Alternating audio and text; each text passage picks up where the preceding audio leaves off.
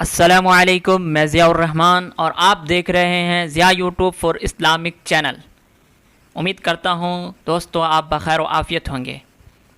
تو میں آج ایک نئی ویڈیو کے ساتھ ایک نئی کہانی کے ساتھ آپ کے سامنے حاضر ہوا ہوں۔ ایک سچی کہانی، سچی حکایات و واقعات ہیں ہمارے نبی کریم صلی اللہ علیہ وسلم اور جبریل امین سے متعلق، تو میں آپ کے سامنے پیش کرتا ہوں، آپ بغور سماعت فرمائیں۔ ایک مرتبہ نبی کریم صلی اللہ علیہ وسلم نے حضرت جبریل امین علیہ السلام سے دریافت فرمایا کہ اے جبریل، تمہاری عمر کتنی ہے؟ تو جبریل نے عرض کیا، حضور مجھے کچھ خبر نہیں، ہاں اتنا جانتا ہوں کہ چوتھے حجاب میں ایک نورانی تارا 70,000 برس کے بعد چمکتا تھا، میں نے اسے 72,000 مرتبہ چمکتے دیکھا ہے۔ حضور صلی اللہ علیہ وسلم نے یہ سن کر فرمایا، وعزت ربی انا ذالک الکوکب، میرے رب کی عزت کی قسم میں ہی وہ نورانی تارا ہوں۔ روح البیان صفحہ نمبر 974 جلد نمبر 1۔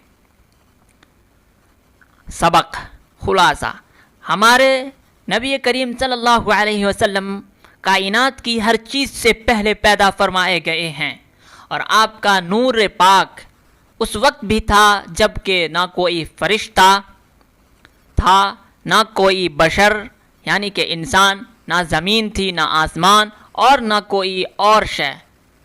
تو درود ہو ہمارے نبی کریم صلی اللہ علیہ وسلم پر۔ میں ایک اور واقعہ آپ کو سناتا ہوں۔ وہ واقعہ ہے یمن کا بادشاہ۔ کتاب المستظرف اور حجت اللہ علی العالمین اور تاریخ ابن عساکر میں ہے کہ حضور صلی اللہ علیہ وسلم سے 1000 سال پیشتر یمن کا بادشاہ طبع اول حمیری تھا۔ ایک مرتبہ وہ اپنی سلطنت کے دورے کو نکلا۔ 12,000 عالم اور حکیم اور 1,32,000 اور 1,13,000 پیادہ یعنی پیدل چلنے والے اپنے ہمراہ لیے، اور اس شان سے نکلا کہ جہاں بھی پہنچتا اس کی شان و شوکت شاہی دیکھ کر مخلوق خدا چاروں طرف سے نظارے کو دیکھنے کو جمع ہو جاتی تھی۔ یہ بادشاہ جب دورہ کرتا ہوا مکہ معظمہ پہنچا تو اہل مکہ میں سے کوئی اسے دیکھنے نہ آیا۔ بادشاہ حیران ہوا اور اپنے وزیر اعظم سے اس کی وجہ پوچھی تو اس نے بتایا کہ اس شہر میں ایک گھر ہے جسے بیت اللہ کہتے ہیں، اس کی اور اس کے خادموں کی، جو یہاں کے باشندے ہیں، تمام لوگ بے حد تعظیم کرتے ہیں، اور جتنا آپ کا لشکر ہے اس سے کہیں زیادہ دور اور نزدیک کے لوگ اس گھر کی زیارت کو آتے ہیں اور یہاں کے باشندوں کی خدمت کر کے چلے جاتے ہیں۔ پھر آپ کا لشکر ان کے خیال میں کیوں آئے؟ یہ سن کر بادشاہ کو غصہ آیا اور قسم کھا کر کہنے لگا کہ میں اس گھر کو کھدا دوں گا اور یہاں کے باشندوں کو قتل کروا دوں گا۔ یہ کہنا تھا کہ بادشاہ کے ناک، منہ اور آنکھوں سے خون بہنا شروع ہو گیا، اور ایسا بدبو دار مادہ بہنے لگا کہ اس کے پاس بیٹھنے کی بھی کسی کو طاقت نہ رہی۔ اس مرض کا علاج کیا گیا مگر ہوش نہ ہوا، افاقہ نہ ہوا۔ شام کے وقت بادشاہ کے ہمراہی، بادشاہ کے ساتھ رہنے والے علماء میں سے ایک عالم ربانی تشریف لائے اور نبض دیکھ کر فرمایا، مرض آسمانی ہے اور علاج زمین کا ہو رہا ہے۔ اے بادشاہ، آپ نے اگر کوئی بری نیت کی ہے تو فوراً اس سے توبہ کیجیے۔ بادشاہ نے دل ہی دل میں بیت اللہ شریف اور خدام کعبہ کے متعلق اپنے ارادے سے توبہ کی۔ توبہ کرتے ہی اس کا وہ خون اور مادہ بہنا بند ہو گیا، اور پھر صحت کی خوشی میں اس نے بیت اللہ شریف کو ریشمی غلاف چڑھایا اور شہر کے ہر باشندے کو 7 اشرفی اور 7 ریشمی جوڑے نظر کیے، عطا کیے۔ پھر یہاں سے چل کر جب مدینہ منورہ پہنچا تو ہمراہی علماء نے جو کتب سماویہ کے عالم تھے وہاں کی مٹی کو سونگھا اور کنکریوں کو دیکھا، اور نبی آخر الزماں کی ہجرت گاہ کی جو علامتیں انہوں نے پڑھی تھی ان کے مطابق اس سرزمین کو پایا تو باہم عہد کر لیا کہ ہم یہیں مر جائیں گے مگر اس سرزمین کو نہ چھوڑیں گے۔ اگر ہماری قسمت نے یاوری کی تو کبھی نہ کبھی جب نبی آخر الزماں صلی اللہ علیہ وسلم یہاں تشریف لائیں گے ہمیں بھی زیارت کا شرف حاصل ہو جائے گا، ورنہ ہماری قبروں پر تو ضرور ہی کبھی نہ کبھی ان کی جوتیوں کی مقدس خاک اڑ کر پڑ جائے گی جو ہماری نجات کے لیے کافی ہے۔ یہ سن کر بادشاہ نے ان عالموں کے واسطے 400 مکان بنوائے اور اس بڑے عالم ربانی کے مکان کے پاس نبی کریم کی خاطر 1-2 منزلہ عمدہ مکان تیار کرایا اور وصیت کر دی کہ جب آپ تشریف لائیں تو یہ مکان آپ کی آرام گاہ ہوگی، اور ان 400 علماء کی کافی مالی امداد بھی کی اور کہا تم ہمیشہ یہیں رہو، اور پھر اس بڑے عالم ربانی کو ایک خط لکھ دیا اور کہا کہ میرا یہ خط اس نبی آخر الزماں کی خدمت اقدس میں پیش کر دینا، اور اگر زندگی بھر تمہیں حضور کی زیارت کا موقع نہ ملے تو اپنی اولاد کو وصیت کر دینا کہ نسلاً بعد نسل میرا یہ خط محفوظ رکھیں حتیٰ کہ سرکار صلی اللہ علیہ وسلم کی خدمت میں پیش کیا جائے۔ یہ کہہ کر بادشاہ وہاں سے چل دیا۔ وہ خط نبی کریم کی خدمت میں 1000 سال بعد پیش ہوا۔ کیسے ہوا اور خط میں کیا لکھا تھا سنیے اور عظمت مصطفیٰ کا اعتراف فرمائیے۔ خط کا مضمون یوں تھا، ترجمہ: کم ترین مخلوق طب اول ہمیری کی طرف سے شفیع المذنبین سید المرسلین محمد رسول اللہ صلی اللہ علیہ وسلم، اما بعد۔ اے اللہ کے حبیب، میں آپ پر ایمان لاتا ہوں اور جو کتاب آپ پر نازل ہوگی اس پر بھی ایمان لاتا ہوں، اور میں آپ کے دین پر ہوں۔ پس اگر مجھے آپ کی زیارت کا موقع مل گیا تو بہت اچھا و غنیمت، اور اگر میں آپ کی زیارت نہ کر سکا تو میری شفاعت فرمانا اور قیامت کے روز مجھے فراموش نہ کرنا۔ میں آپ کی پہلی امت میں سے ہوں اور آپ کے ساتھ آپ کی آمد سے پہلے ہی بیعت کرتا ہوں۔ میں گواہی دیتا ہوں کہ اللہ ایک ہے اور آپ اللہ کے سچے رسول ہیں۔ شاہ یمن کا یہ خط نسلاً بعد نسل ان 400 علماء کے اندر حرز جان کی حیثیت سے محفوظ چلا آیا، یہاں تک کہ 1000 سال کا عرصہ گزر گیا۔ ان علماء کی اولاد اس کثرت سے بڑھی کہ مدینہ کی آبادی میں کئی گنا اضافہ ہو گیا، اور یہ خط دست بدست مع وصیت کے اس بڑے عالم ربانی کی اولاد میں سے حضرت ابو ایوب انصاری رضی اللہ عنہ کے پاس پہنچا، اور آپ نے وہ خط اپنے غلام خاص ابو لیلہ کی تحویل میں رکھا، اور جب حضور صلی اللہ علیہ وسلم مکہ معظمہ سے ہجرت فرما کر مدینہ منورہ پہنچے اور مدینہ منورہ کی الوداعی گھاٹی ثنیات کی گھاٹیوں سے آپ کی اونٹنی نمودار ہوئی، اور مدینہ کے خوش نصیب لوگ محبوب خدا کا استقبال کرنے کو جوق در جوق آ رہے تھے، اور کوئی اپنے مکانوں کو سجا رہا تھا تو کوئی گلیوں اور سڑکوں کو صاف کر رہا تھا، کوئی دعوت کا انتظام کر رہا تھا، اور سب یہی اصرار کر رہے تھے کہ حضور میرے گھر تشریف فرما ہو۔ حضور صلی اللہ علیہ وسلم نے فرمایا کہ میری اونٹنی کی نکیل چھوڑ دو، جس گھر میں یہ ٹھہرے گی اور بیٹھ جائے گی وہی میری قیام گاہ ہوگی۔ چنانچہ 2 منزلہ مکان شاہ یمن طبہ نے حضور کی خاطر بنوایا تھا، اور وہ اس وقت حضرت ابو ایوب انصاری رضی اللہ عنہ کی تحویل میں تھا، پاس میں تھا۔ اسی میں حضور صلی اللہ علیہ وسلم کی اونٹنی جا کر ٹھہر گئی۔ لوگوں نے ابو لیلہ کو بھیجا کہ جاؤ حضور کو شاہ یمن طبہ کا خط دے آؤ۔ جب ابو لیلہ حاضر ہوا تو حضور نے اسے دیکھتے ہی فرمایا تو ابو لیلہ ہے، تو ابو لیلہ ہے۔ یہ سن کر ابو لیلہ حیران ہو گیا۔ حضور نے پھر فرمایا میں محمد رسول اللہ ہوں، شاہ یمن کا، جو میرا خط تمہارے پاس ہے، لاؤ وہ مجھے دو۔ چنانچہ ابو لیلہ نے وہ خط دیا اور حضور نے پڑھ کر فرمایا صالح بھائی، طبہ کو آفرین و شاباش ہے۔ میزان الادیان صفحہ نمبر 171 سے یہ واقعہ لیا گیا ہے۔ ایک اور واقعہ میں آپ کو سناتا ہوں۔ یہ واقعہ ہے حضرت صدیق اکبر رضی اللہ عنہ کا خواب۔ یہ واقعہ بھی بہت ہی دلچسپ ہے، آپ بغور سنیں۔ آپ سن رہے ہیں Zia YouTube for Islamic channel کے ذریعے۔ حضرت صدیق اکبر رضی اللہ عنہ قبل از اسلام ایک بہت بڑے تاجر تھے۔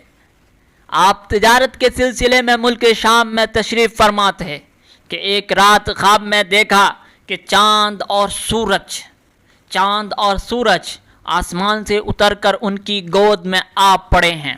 حضرت صدیق اکبر نے اپنے ہاتھ سے چاند اور سورج کو پکڑ کر اپنے سینے سے لگا لیا اور انہیں اپنی چادر کے اندر کر لیا۔ صبح اٹھے تو ایک عیسائی راہب کے پاس پہنچے اور اس سے اس خواب کی تعبیر پوچھی۔ راہب نے پوچھا آپ کون ہیں؟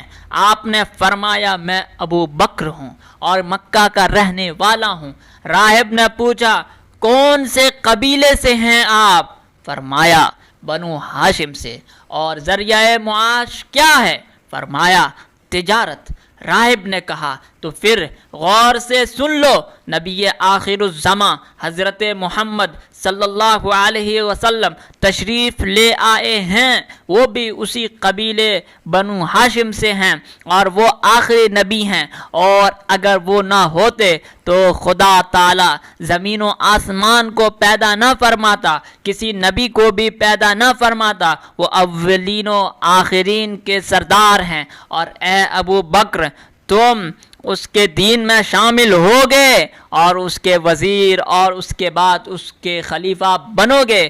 یہ ہے تمہارے خواب کی تعبیر۔ اور یہ بھی سن لو، میں نے اس نبی پاک کی تعریف و نعت تورات و انجیل میں پڑھی ہے، میں اس پر ایمان لا چکا ہوں اور مسلمان ہوں، لیکن عیسائیوں کے خوف سے اپنے ایمان کا اظہار نہیں کیا۔ حضرت صدیق اکبر رضی اللہ عنہ نے جب اپنے خواب کی تعبیر یہ سنی تو عشق رسول کا جذبہ بیدار ہوا، اور آپ فوراً مکہ معظمہ میں واپس آئے اور حضور کی تلاش کر کے بارگاہ رسالت میں حاضر ہوئے اور دیدار پر انوار سے اپنی آنکھوں کو ٹھنڈا کیا۔ حضور نے فرمایا ابو بکر تم آ گئے، لو اب جلدی کرو اور دین حق میں داخل ہو جاؤ۔ صدیق اکبر نے عرض کیا بہت اچھا حضور، مگر کوئی معجزہ تو دکھلائیے۔ حضور نے فرمایا وہ خواب جو شام میں دیکھ کر آئے ہو اور اس کی تعبیر جو اس راہب سے سن کر آئے ہو، میرا ہی تو معجزہ ہے۔ صدیق اکبر نے یہ سن کر عرض کیا صدقت یا رسول اللہ، انا اشہد انکا رسول اللہ، سچ فرمایا اے اللہ کے رسول، آپ نے اور میں گواہی دیتا ہوں کہ آپ واقعی اللہ کے سچے رسول ہیں۔ جامع المعجزات صفحہ نمبر 4۔ سبق اس حکایت کا یہ ہے کہ حضرت ابو بکر صدیق رضی اللہ تعالی عنہ آپ کے وزیر اور خلیفہ برحق ہیں، اور ہمارے نبی کریم صلی اللہ علیہ وسلم سے کوئی بات چھپی نہیں رہتی۔ آپ دانائے غیوب ہیں، اور یہ بھی معلوم ہے کہ تمام مخلوق ہمارے حضور ہی کے صدقے میں پیدا کی گئی ہے۔ اگر حضور نہ ہوتے تو کچھ نہ ہوتا، وہ جو نہ تھے تو کچھ نہ تھا، وہ جو نہ تھے تو کچھ نہ تھا، وہ جو نہ ہو تو کچھ نہ ہو، جان ہے وہ جہان کی، جان ہے تو جہان ہے۔ ایک اور حکایت میں آپ کے سامنے سناتا ہوں جس کا ہیڈنگ ہے ابلیس کا پوتا۔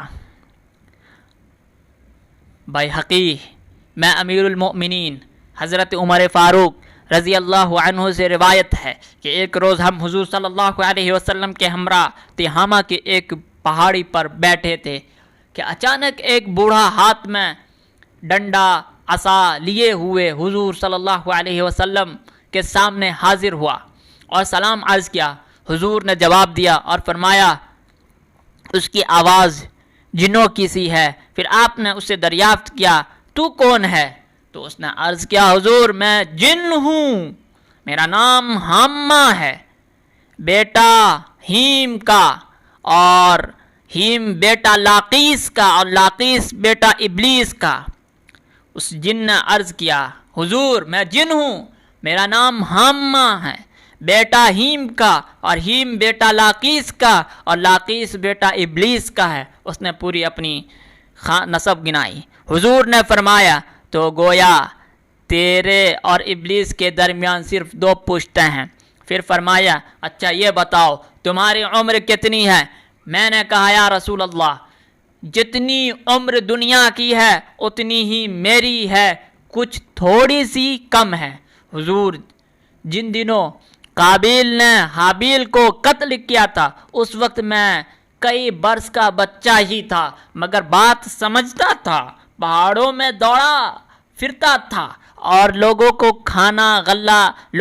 کھانا غلہ چوری کر لیا کرتا تھا، اور لوگوں کے دلوں میں وسوسے بھی ڈال لیتا تھا کہ وہ اپنے خویش و اقربا سے بدسلوکی کریں۔ حضور نے فرمایا تب تو تم بہت برے ہو۔ اس نے عرض کی حضور مجھے ملامت نہ فرمائیے، اس لیے کہ اب میں حضور کی خدمت میں توبہ کرنے حاضر ہوا ہوں۔ یا رسول اللہ میں نے حضرت نوح علیہ السلام سے ملاقات کی ہے اور 1 سال تک ان کے ساتھ ان کی مسجد میں رہا ہوں، اس سے پہلے میں ان کی بارگاہ میں بھی توبہ کر چکا ہوں، حضرت ہود، حضرت یعقوب، حضرت یوسف علیہ السلام کی صحبتوں میں بھی رہ چکا ہوں اور ان سے تورات سیکھی ہے اور ان کا سلام حضرت عیسیٰ علیہ السلام کو پہنچایا تھا۔ اور اے نبیوں کے سردار حضرت عیسیٰ علیہ السلام نے فرمایا تھا کہ اگر تو محمد رسول اللہ صلی اللہ علیہ وسلم سے ملاقات کرے تو میرا سلام ان کو پہنچانا۔ سو حضور اب میں اس امانت سے سبکدوش ہونے کو حاضر ہوا ہوں، اور یہ بھی آرزو ہے کہ آپ اپنی زبان حق ترجمان سے مجھے کچھ کلام تعلیم فرمائیے۔ حضور نے اسے سورہ مرسلات، سورہ عما یتساءلون، سورہ اخلاص اور معوذتین اذا الشمس تعلیم فرمائے، اور یہ بھی فرمایا کہ اے حامہ جس وقت تمہیں کوئی ضرورت و احتیاج ہو پھر میرے پاس آ جانا اور ہم سے ملاقات نہ چھوڑنا۔ حضرت عمر فاروق رضی اللہ تعالیٰ عنہ فرماتے ہیں کہ حضور صلی اللہ علیہ وسلم نے تو وصال فرمایا لیکن حامہ کی بابت پھر کچھ نہ فرمایا۔ خدا جانے حامہ اب بھی زندہ ہے یا مر گیا۔ خلاصۃ تفسیر صفحہ نمبر 170۔ اس کہانی کا خلاصہ یہ ہے کہ ہمارے نبی کریم صلی اللہ علیہ وسلم رسول الکل ہیں اور آپ کی بارگاہ عالیہ جن و انس کی مرجع ہے۔ ایک اور کہانی آپ کے سامنے سناتا ہوں جس کا ٹائٹل ہے، ہیڈنگ ہے مقدس قاتل۔ مکہ معظمہ میں ایک کافر ولید نامی رہتا تھا۔